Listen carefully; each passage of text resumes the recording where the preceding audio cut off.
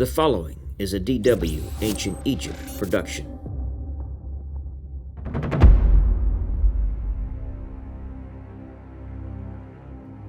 Sneferu abandoned the Meidum Pyramid and began work at the second site at Dahshur, 28 miles north of Meidum. Why he changed locations is unknown, but he would build 2 pyramids at this location and be followed by several kings of the later 12th Dynasty. The first pyramid at this site, called the Bent Pyramid, began at 54 degrees, like the Meidum Pyramid. However, the corners of the pyramid were built on unstable ground, and structural changes had to be made to 43 degrees.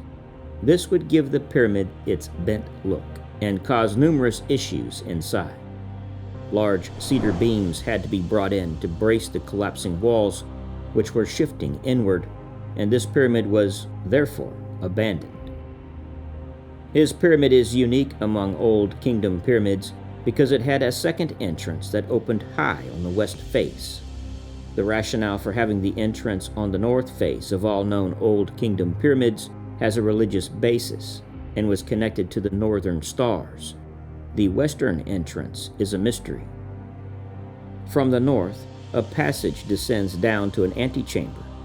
In order to deal with the downward pressure of the pyramid on this chamber, its roof was made of different courses, with each course projecting more inward than the course below. This technique, known as corbelling, was also used for the pyramid at Meidum. The burial chamber, also with a corbelled roof, is located above the antechamber. The burial chamber was probably the greatest room in the world when it was built. The corbelled ceiling rose up to 55 feet high. The mysterious second entrance in the west face of the pyramid lead down via a descending passage to a horizontal corridor, which was intended to be blocked by some portcullis slabs. The second burial chamber, behind these portcullises, also has a corbelled roof. It is at a higher level than the first burial chamber. Scaffoldings of cedar beams were intended to give the room some additional support. After they were completed, the 2 burial chambers were connected by a passage that was cut out through the existing masonry.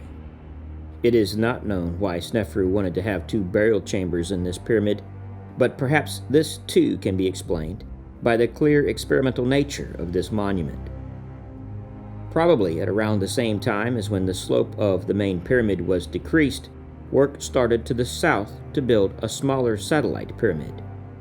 This pyramid, with a base length of 53 meters and a height of 32.5 meters, was probably an adaptation of the concept of the South Tomb found in the complex of Djoser at Saqqara.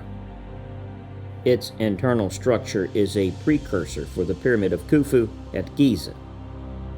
It has a descending and then an ascending passage with a smaller version of Khufu's Grand Gallery.